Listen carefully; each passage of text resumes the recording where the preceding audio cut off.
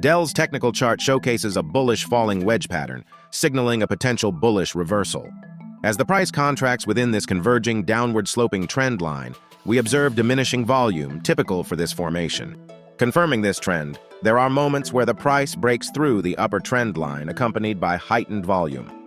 Furthermore, the appearance of several hammer candlestick patterns at the downtrend's bottom and bullish engulfing patterns further strengthens the case for upward momentum. The moderately positive news sentiment score of 0.375 suggests that the market perception is somewhat favorable, which could play a role in influencing the stock's future direction. Investors and traders might want to watch this pattern and consider the news sentiment when making their next move.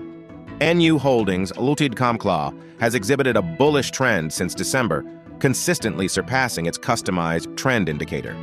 Key candlestick patterns, including the bullish hammer and the bearish evening star, provide valuable insights into potential price movements. The former signals buying at lows, while the latter suggests a possible decline. Trading volumes have mirrored price actions, reinforcing bullish tendencies during rises and indicating limited selling during declines. The stock faces a significant resistance at $8.42, and its breakthrough could signal further gains.